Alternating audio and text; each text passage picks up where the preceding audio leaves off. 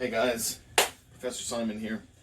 I'd love to show you how to solve trigonometric equations. Equations involving trigonometric functions and operations. Okay, first though, let's talk about some algebra. I know that seems off the wall, but let's talk about an equation for a second. Just remember what it means to solve an equation, right? When we solve an equation, we're looking for values that make this equation a true statement, right?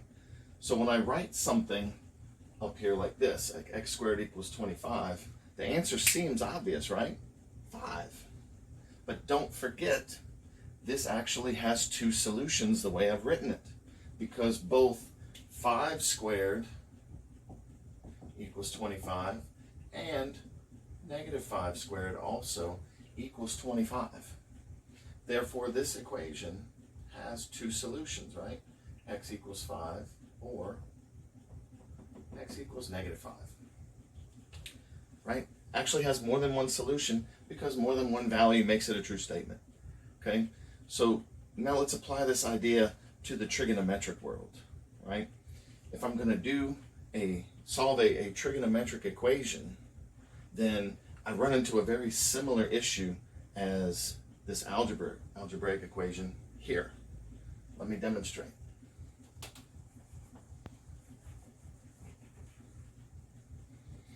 Let's say I want to talk about the equation sine x equals negative 1/2. Okay? So let's just say that we're going to find the answer. Let's say that there was only one answer and we're going to find it, right? Well, we have to look at a couple of different things here, right? The duo of information, I call it. I have to look at how sine interacts with the answer being negative, and I have to think about what angle causes a sine value of 1/2. There's two important pieces of information here that can help me get straight to the answer. Okay. Now, the sine with the sine, with the negative, is going to tell me which quadrants I should exist in. And this right here should already tell you about the duality, right? But let's say I'm looking for just the one value. Where we normally think of sine being negative, right? Quadrant 3. Right? Quadrant 3, let's say. All right, so then what value of an angle would normally give a sine of 1/2, right? Think back into your memorized angles that I'm sure all of your professors have always quizzed you on, and I know my students have been. What value gives, what angle gives sine value of 1/2, right? It's going to be 30. So right here, what am I going to put? I'm not going to put that x is 30. I'm going to put that my reference angle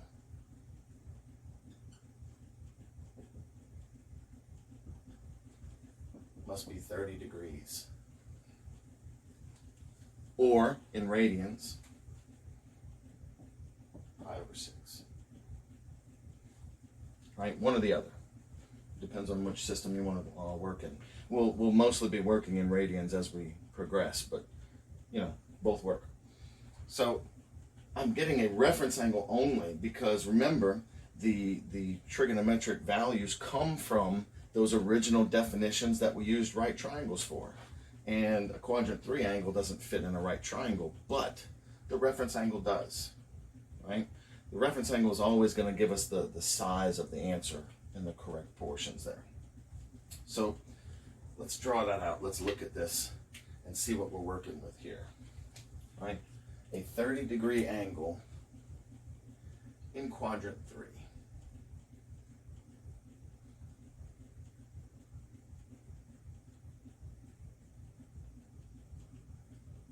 Remember, reference angles always come off of the x-axis, right? So I have a 30-degree angle in quadrant 3 here.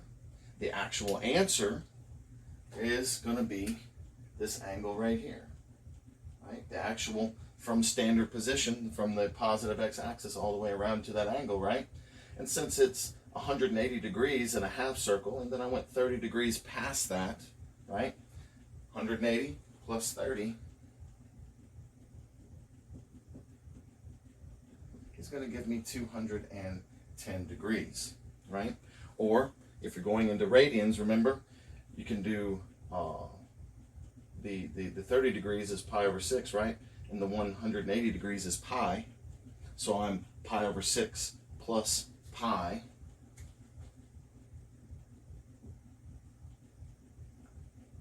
Right? 7 pi over 6. Or if you want to straight convert it, don't forget that pi over 6 is 30 and 21 is 3 times 7.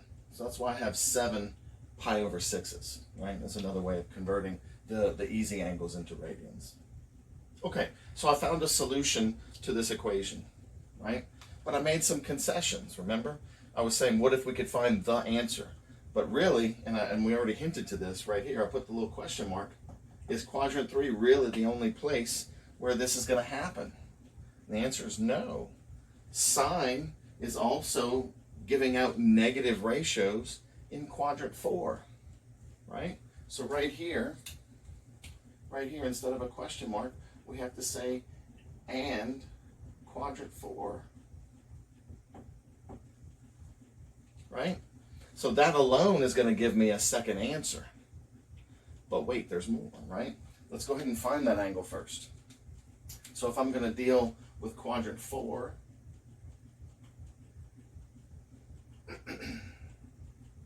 and a 30-degree reference angle, right? I'm here. All right, well, let's go ahead and get the answer. Remember, the answer is this angle here from standard position. I want this angle. And this time, instead of adding, we're going to subtract, right? Because I've got 360 degrees here, but I want to go back some. Because the reference angle comes off of the x-axis there, right? Okay, so I've got 360 minus 30 for this one. So I've got 330 degrees. Or, in radians, right, that's 2 pi minus the pi over 6. 2 pi is 12 over 6, right? 12 pi over 6 minus 1 is going to be 11 pi over 6. And again, remember, the easy way to convert some of these easy angles, you can notice that 30 goes into 330 11 times, right? So I have 11 pi over 6's. That's a quick way to convert those. Okay, so I have more than one solution to this equation right now, right? I've got the x value now telling me that x is either 210 degrees or x is 330 degrees, right? Okay, so there's another problem though.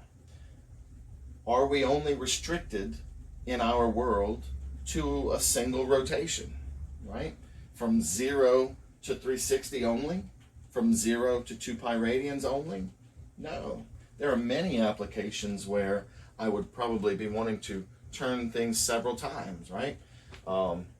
Putting bolts on things with ratchets, right? You can go around several times, using wheels on a car, steering wheels, or anything that rotates pretty much is not going to just be stuck to one rotation, right? So if our goal here is to solve the equation, then I need to consider that there are more than just one cycle's worth of answers, right? The word that you've probably heard before is coterminal angles, right? So the way I have it drawn here, I've only restricted myself to one cycle, right? But what if on this top guy right here, what if I wanted to rotate from standard position around one time and then meet that side again after a rotation and then meet it again? Well, then it would be 180 plus 30 equals 210 and then another rotation plus 360 more, right? Which would give us 570. degrees, right? Or in radians, if I want to add 2 pi, it'd be the same result, right? 12 and 7 is 19 pi over 6, okay?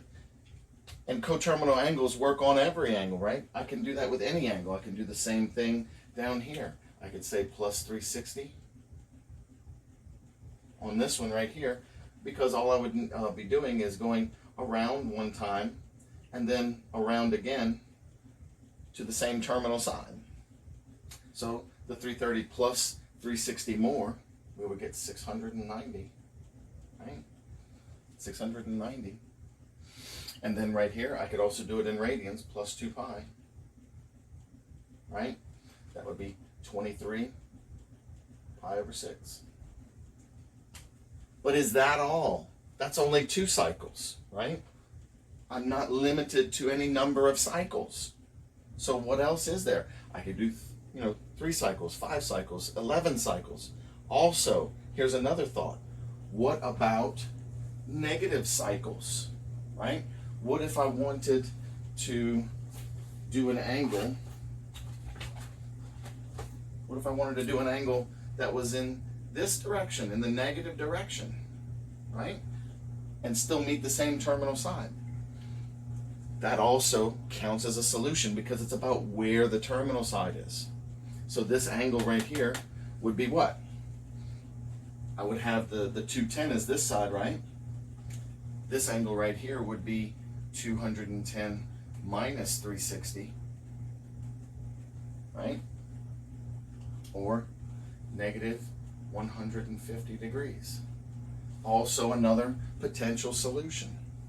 Negative 5 pi over 6 radians. So how do we accommodate this, right? That I have all of these different solutions in one little package. And it's simple. I make a pattern out of it, right? I get these base angles. This is always where we start. I start by using the reference angle and the major quadrants that the equation points to, okay? And then beyond that, I make a pattern out of it. I know that sine has a period of 2 pi. So then what I do with these solutions is I say, okay, this is where we start, and then it has a period of 2 pi that cycles over and over after that, right? So from this point, right here, instead of just saying 210 degrees, I say plus 2 pi, whoops, major boo-boo there. Can't mix systems, guys. Don't make my mistake. Plus 360, I'm sorry. Right? 360 degrees. That only counts for one answer, though. I didn't finish. That's just doing this one right here. I want to make it generic. I want to say that I can add this cycle, but I can add it any number of times that I want. So I put another variable here. Not really a variable, but more like a counter. I put a counter variable there. So it's not an unknown type of variable. N serves as something that allows me to count, right? So then right here, I've put N in, and then I just have to qualify what N is. I have to say, for this N right here, N is allowed to be,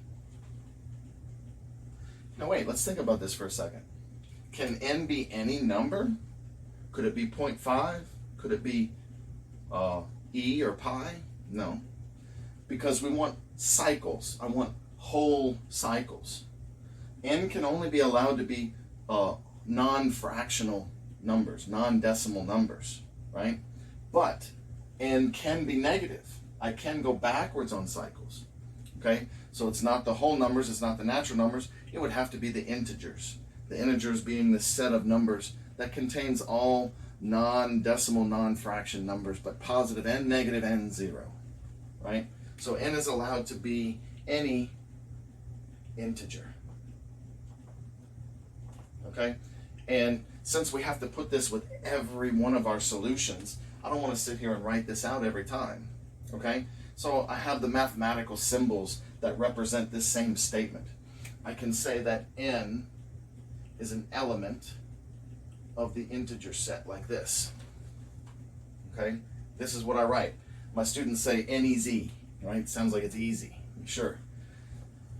This says n is an element of the set of integers, right? The double line Z there is the set of integers. So you'll see that I'll put that with every one of these patterns because I just need to qualify that n can be any positive or negative whole number, right? Okay, and then finish up this other right here, a plus 360n here as well, and then I qualify that n is in either one. Okay, so I have what we call a generic solution set there now. This represents all possible solutions in degree format. Okay, let's write the answers in radian format as well. Right, so I'll draw a line here and then do the same thing. Or x is equal to, now remember the base cases, right? Our original solution over there was 7 pi over 6, but I'm going to put plus 2 pi n, right? And n is allowed to be any integer. Or x is equal to the other base case right here, the 11 pi over 6 plus 2 pi n. Okay? Now what you'll notice from these is I could actually start letting n be certain numbers if I wanted to find a list of solutions. This actually represents a list of solutions because don't forget, n can be any integer, right? Remember what that means is n can be taken from the set that contains any of these values, right? A set of the list of all of the non-fractional numbers here, okay? You can take any one of these values to be your n. What does that mean? It means that I can start making a list of solutions, right? So instead of drawing them here, let's write out a few.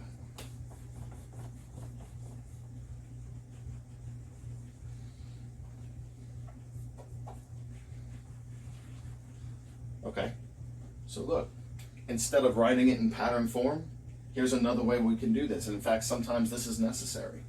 Sometimes I can say x is equal to, and then I'll start listing out values, right?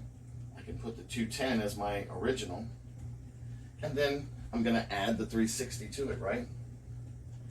570, and then I can add 360 again, right? That's 8, 930.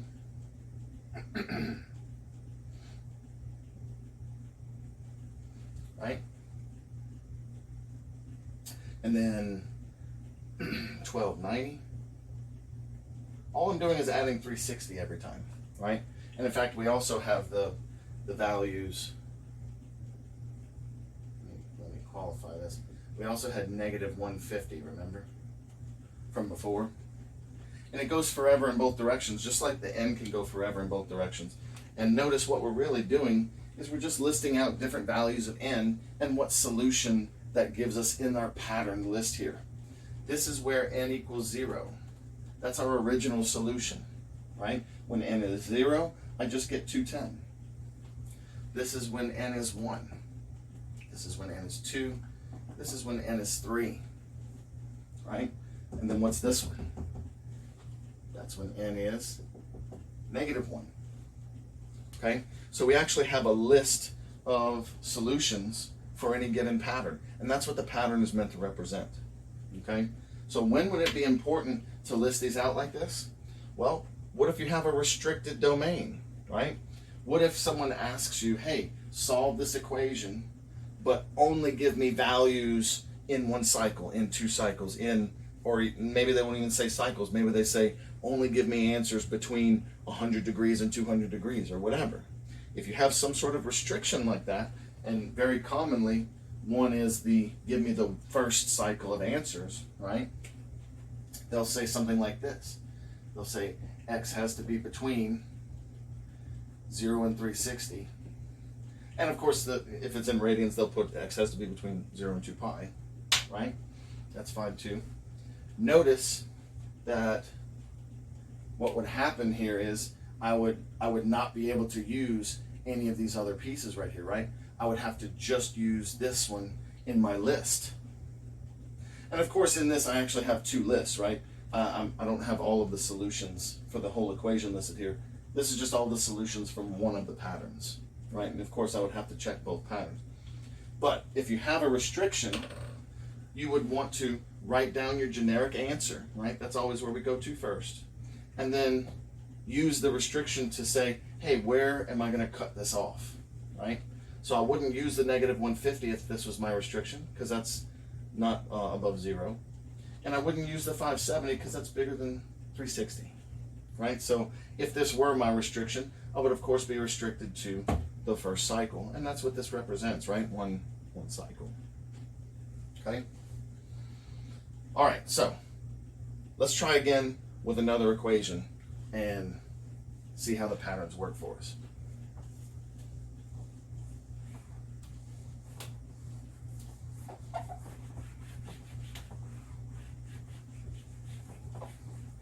All right.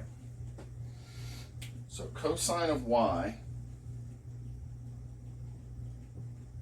is equal to 7/9. Don't recognize that 7/9, right? That's not one of our memorized angles. So this one's going to be a slight bit different, right? Just in that I won't be able to use one of those exact numbers. Okay? So for this exercise right here, let's stick to degrees, right? Just to keep it on the plane level, pun intended. So right here, I approach this equation. I realize I've got the trig on one side and the ratio on the other. So I'm ready to break it down and start getting solutions. Okay, so remember there's two pieces of information here, right? It's how does cosine mix with the fact that this is positive, and how does cosine mix with the size of the ratio 7/9, right? Now cosine with the positive is going to give me two possible quadrants, right? Cosine is positive where? Quadrant 1 and quadrant 4, right? So I've got that piece of information. Now, what about the cosine with the 7/9? This is where your inverse function stuff comes in. Remember, inverse cosine is restricted, but here I'm not bothering with the positive or negative signs. I just need a size. So no matter what sign, SIGN, this is, I would always use the positive here. I'm not trying to break the boundaries of inverse cosine here. I simply need a reference angle, like last time. The cosine mixed with the 7/9 is going to give me the reference angle like before. And that reference angle this time, since I don't know this particular angle, is going to have to come from a calculator, where I'm going to do the inverse cosine of 7/9, right? So let's punch that up. I've got my inverse cosine, 7/9. Make sure I'm in degree mode, because that's the one we're using right now. I get 38.94 degrees. That's good enough to use the 38.9, let's say. I'll say it's approximately 38.9 degrees. Now, is that one of our answers? We haven't determined that yet. Remember, what we're doing here is we're trying to make our pattern, right? So I've got my quadrants and I've got my reference angle. Now I construct my patterns, right? So I've got my quadrant 1 answer, right? In quadrant 1, just draw it out simply, right? This is quadrant 1. My reference angle is here. Where's my answer? In the same spot, right? My answer is actually the reference angle for quadrant 1. Okay?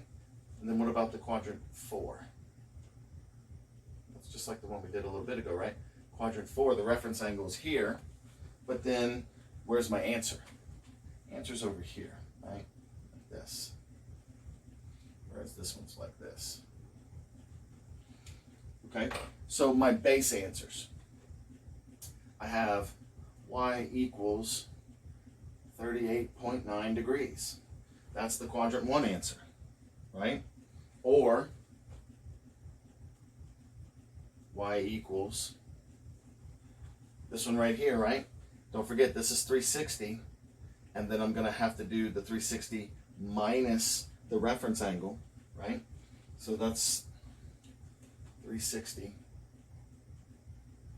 minus the 38.9-ish. Oh, I guess I should put that here too, approximately.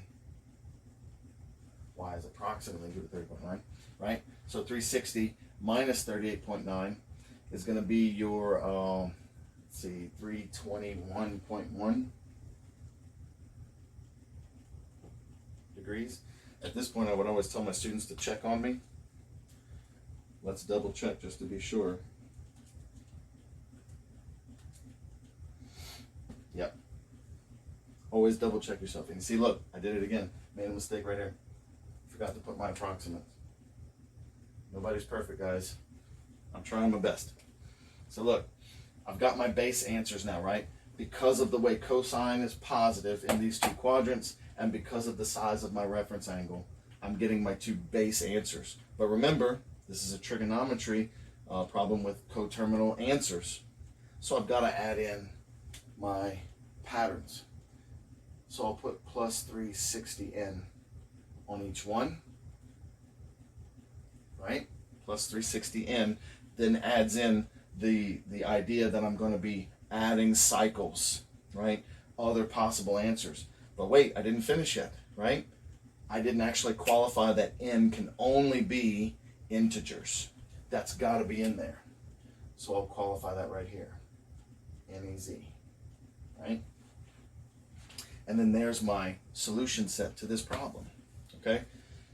If the equation starts out with solve this equation, then this is a place where most people would stop, because this represents all of the possible solutions. Now, if you were actually using this for something, or if it had the restriction, it would be at this point that you would start listing out your patterns, okay? All right, so let's try another one.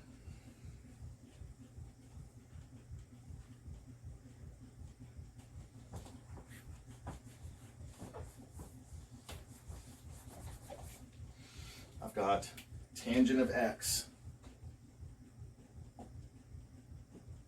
equals negative square root of 3. Okay, that one's starting to sound a little more familiar, right? We know that one from a memorized angle. But let's go through the pattern, right? Let's go through the steps. Okay, what two pieces of information do we have here? We have tangent is mixing with a negative ratio, and how does tangent mix with the square root of 3 being the ratio, right? So where is tangent negative? Which two quadrants should we be focusing on for tangent being negative? That's going to be quadrant 2 and quadrant 4. Ironically, we're hitting that quadrant 4 a lot, right? Now, also, what angle has a tangent ratio of square root of 3? And remember, we're only looking for reference angle here, not looking for all of the answers yet. I just want my reference angle, right? Reference angle.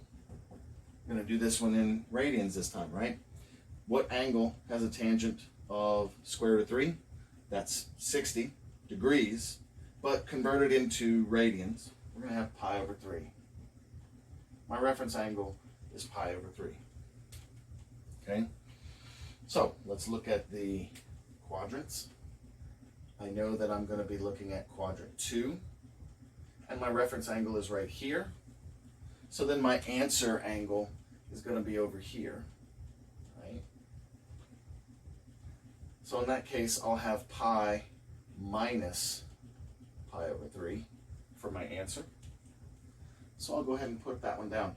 X is going to be equal to 2 pi over 3. Right? There's one answer.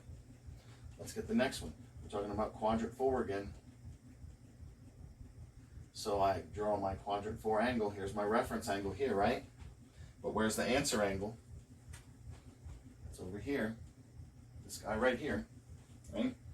And then that's going to be 2 pi minus the reference. So 2 pi minus pi over 3, which would be what? I'd have 6 pi over 3 minus pi over 3. So I end up with 5 pi over 3.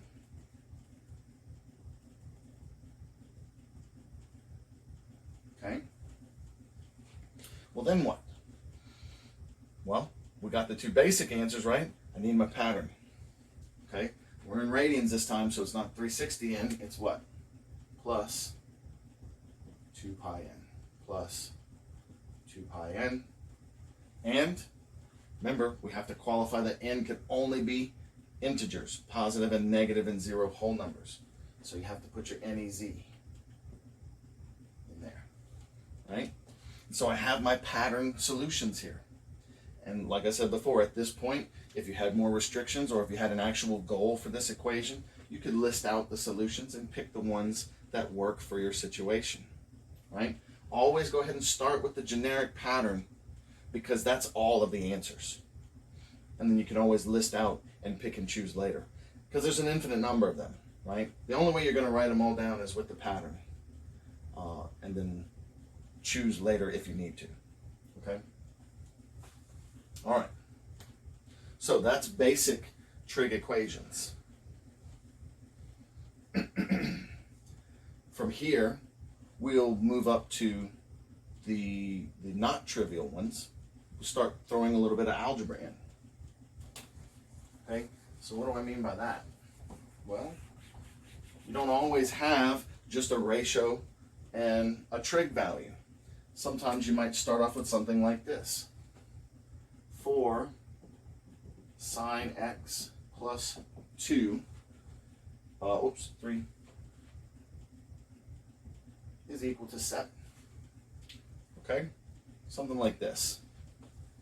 Now it's not just trig equals ratio. Now we've actually got to do some solving for the trig value first, right? I've got my sine x and I sort of treat that like a singular object, like that's my x, right? Don't even bother with the sign yet. I've got to get rid of all the algebra parts. Just like in algebra, you got your rule of both sides, right? Whatever I do to one side, I have to just do equally to the other, and I can just get sine x by itself. So I'll subtract 3.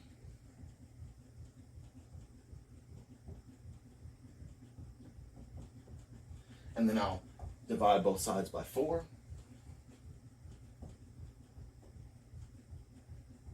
So what I've really got is that sine x is equal to 1. Okay? Now we switch into trig mode. Don't just do inverse sine on both sides. I know you're in that regimen of let's knock things out, right? Go back to what we were just doing. We don't just do an inverse on both sides when it comes to trig because there's multiple answers, right? So we're at that point, right? Let's do how does sine mix with being positive and how does sine mix with the ratio of 1. This is one of those special cases though. If you look at it, sine equaling to 1 is not actually in a quadrant, right? Sine equaling 1 is what memorized value?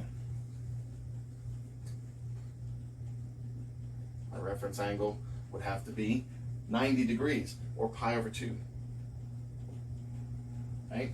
My reference angle is pi over 2. So I'm not going to bother with the other piece of information here because it's not actually in a quadrant, right? So I'm not worried about this here, right? Pi over 2 radians is not in a quadrant, okay? And on top of that, it actually becomes one of my answers, right? And it becomes my only basic answer in this case. If it were something like where sine is 0 or something like that, you can still get multiple answers. But this is a special case. Sine equaling 1 only happens one time per cycle, right? We've only got that peak, the one time at the pi over 2. Because if I go down to negative pi over 2 or 3 pi over 2, sine is negative 1, right? It's still got the 1, but it shifts to the negative. So in this case, the reference angle and the singular answer are the same thing. X is pi over 2. Okay? But wait, we didn't finish, right? Got to go ahead and put our pattern in there. Plus 2 pi n. Right?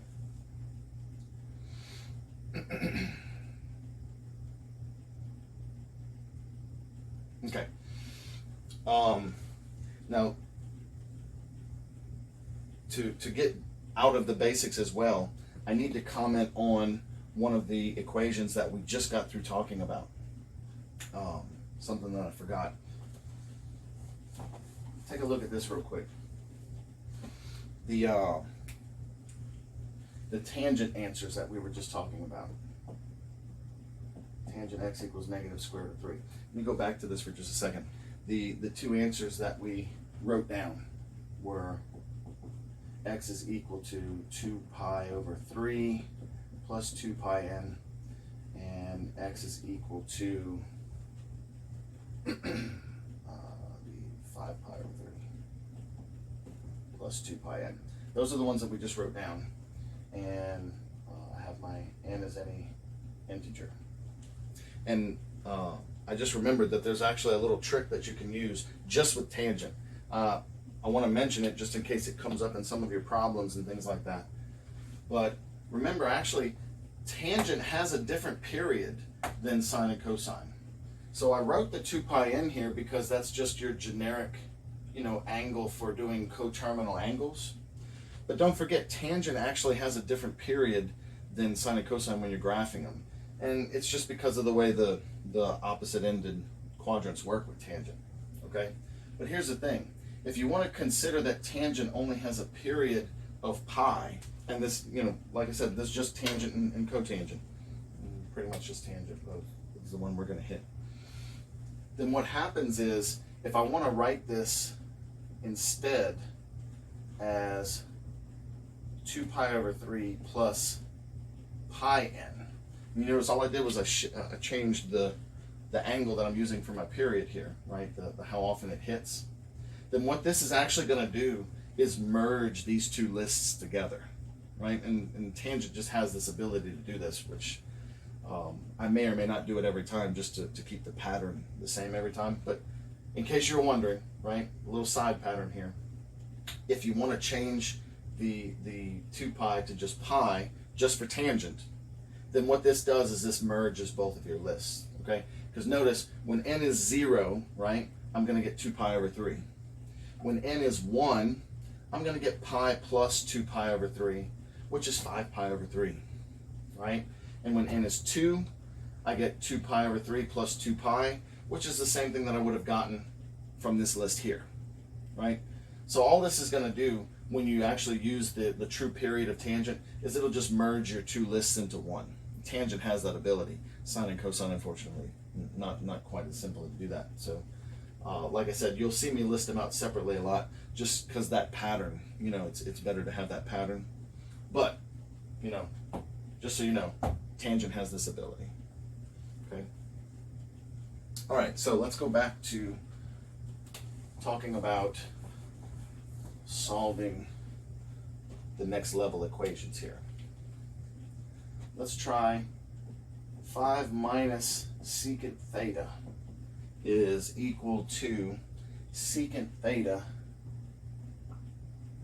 plus 2. This. Okay. Now I know we haven't hit any of the off trig functions, right? The lesser 3.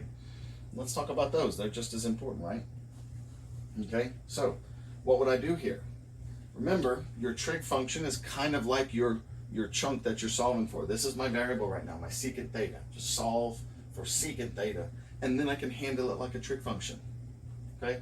So in this case, what I'm going to do is I'm going to subtract 2 from both sides, right?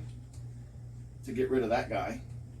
And I'm going to add secant theta to both sides to get rid of that piece. Okay, so then what does that land me? I have then 3 is equal to 2 secant theta. So then I can just divide both sides by 2.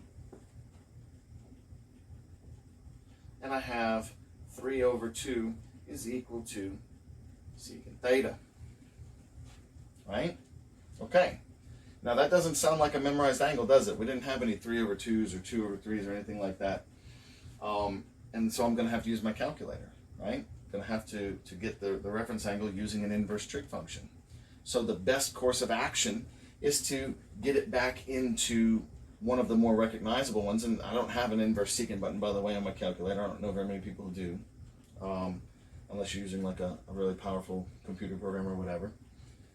So to facilitate this, I'm going to do the reciprocal, right? I'm just going to convert secant into its reciprocal, cosine, right? Secant can be reciprocated, flipped, right?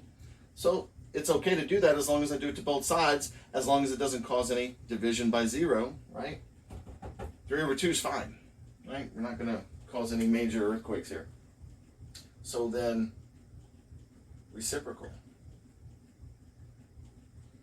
2/3 is thusly equal to cosine theta, right? Now it's in a more recognizable format. Okay, so from here, what am I going to do? I'm back to square one, back to where we started before. How does cosine mix with the ratio being positive, and how does cosine deal with the 2/3 ratio, right? Cosine is positive. We're going to have quadrants 1 and 4, right? And my reference angle is again going to come from the inverse cosine of 2/3, right? So let's punch that up. Inverse cosine of 2/3. Yeah, let's go with radians this time. We'll have fun with that one. I have 0.841 radians. 0.841 radians, right? Okay. So, I'm still dealing with quadrants 1 and 4, right?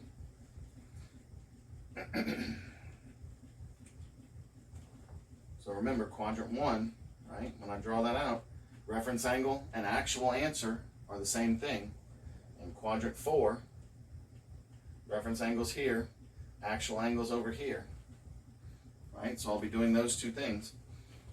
My first theta is going to be the 0.841, because that's the quadrant 1 answer, right? Quadrant 4, theta is equal to, now I'm going to ask my handy dandy time saver for assistance here. This is going to be 2 pi minus the reference angle, right? Here theta equals the reference angle. Here theta is 2 pi minus the reference angle, right? So 2, and I've got my nice pi button here. I can then subtract the answer and get something more exact than I would do quickly by hand. Oh, sorry, I should be doing this, huh? Approximately equal to, I have 5.442, right? And then we're going to make our patterned answers, right? I have to account for all of the possible answers. We're talking about cosine, so I have plus 2 pi n on each one, and then n is restricted to any integer, right? We need z. Okay? All right. So, we've talked about how to solve very basic trig function, trig equations, and we've started to solve more complicated trig equations, right? Stay tuned for the next video where I'm going to talk about the higher complexity of trig equations, where we start mixing trig functions in there and start mixing with higher powers as well, okay?